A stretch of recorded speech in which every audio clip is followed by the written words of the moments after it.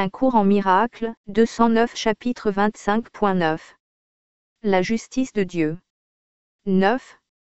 La justice du ciel.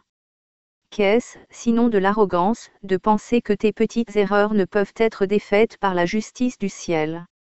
Et qu'est-ce que cela pourrait signifier, sinon que ce sont des péchés et non des erreurs, à jamais incorrigibles, qui doivent rencontrer la vengeance et non la justice?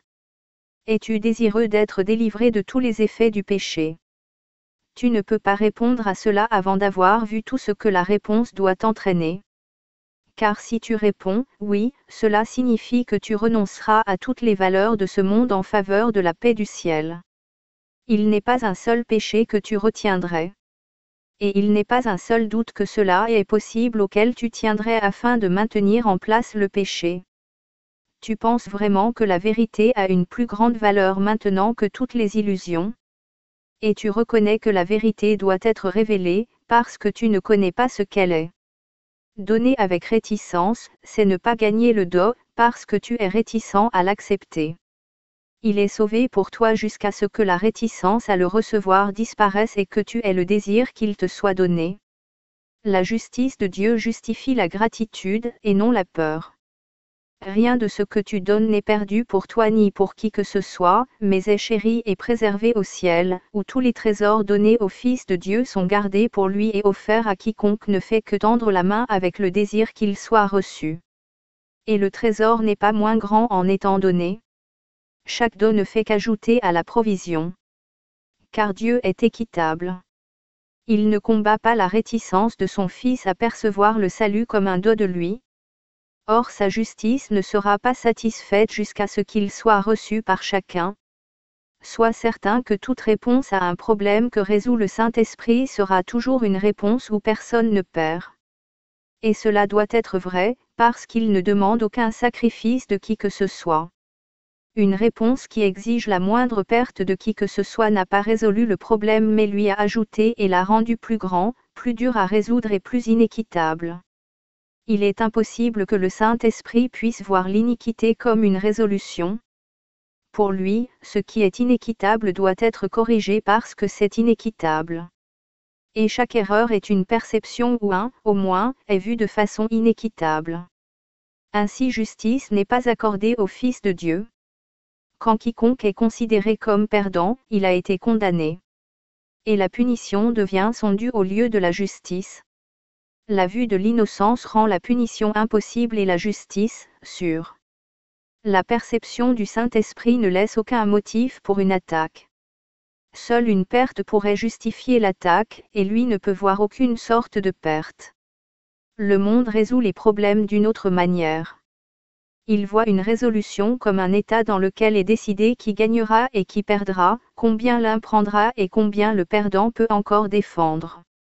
Or le problème reste encore irrésolu, car seule la justice peut établir un état dans lequel il n'y a pas de perdant, où personne n'est laissé injustement traité et privé de quelque chose, et donc avec des motifs de vengeance. La résolution de problème ne peut pas être une vengeance, qui au mieux peut apporter un autre problème ajouté au premier, dans lequel le meurtre n'est pas évident. La résolution de problème par le Saint-Esprit est la façon dont le problème prend fin. Il a été résolu parce qu'il a rencontré la justice. Jusqu'à ce qu'il le fasse, il reviendra, parce qu'il n'a pas encore été résolu. Le principe que la justice signifie que personne ne peut perdre est crucial pour ce cours. Car les miracles dépendent de la justice.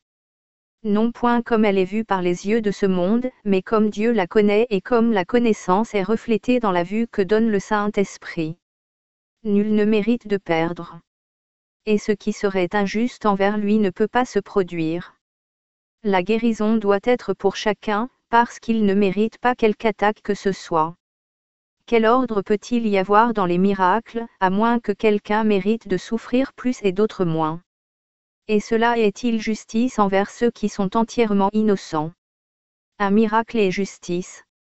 Ce n'est pas un don particulier fait à certains, mais refusé à d'autres qui seraient moins dignes, plus condamnés et donc à part de la guérison. Qui est-il qui puisse être séparé du salut, si le but en est de mettre fin à la particularité? Où est la justice du salut si certaines erreurs sont impardonnables et justifient la vengeance à la place de la guérison et du retour de la paix? Le salut ne peut pas chercher à aider le Fils de Dieu à être plus inéquitable qu'il n'a lui-même cherché à l'être. Si les miracles, le don du Saint-Esprit, étaient donnés particulièrement à un groupe choisi et particulier, et tenu à part des autres qui le mériteraient moins, alors il serait l'allié de la particularité. Ce qu'il ne peut percevoir, il n'en rend point témoignage. Et chacun a également droit à son don de guérison, de délivrance et de paix. Donner un problème au Saint-Esprit à résoudre pour toi, cela signifie que tu veux qu'il soit résolu. Le garder pour toi-même à résoudre sans son aide, c'est décider qu'il devrait rester en suspens, irrésolu, et garder un pouvoir durable d'injustice et d'attaque. Nul ne peut être injuste envers toi, à moins que tu n'aies décidé d'abord d'être injuste. Et alors des problèmes doivent surgir pour te bloquer le chemin, et la paix doit être éparpillée par les vents de la haine. À moins de penser que tous tes frères ont avec toi un droit égal au miracle, tu ne réclameras pas ton droit sur eux parce que tu as été injuste envers quelqu'un ayant des droits égaux. Cherche à frustrer et tu te sentiras frustré. Cherche à priver et tu as été privé. Un miracle ne peut jamais être reçu parce qu'un autre ne pouvait pas le recevoir. Seul le pardon offre des miracles. Et le pardon doit être juste envers chacun. Les petits problèmes que tu gardes et caches deviennent tes péchés secrets, parce que tu n'as pas choisi de les laisser être enlevés pour toi.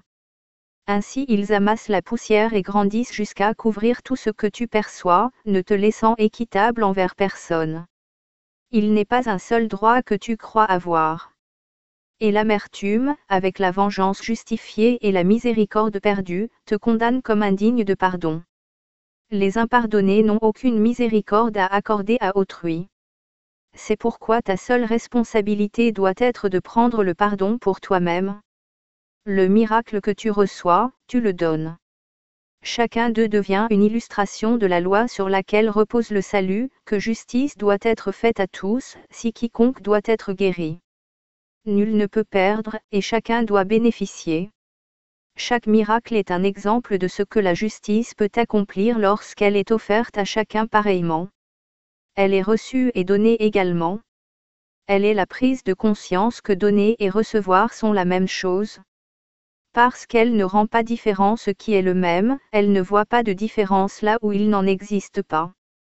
Ainsi elle est la même pour tous, parce qu'elle ne voit pas de différence en eux.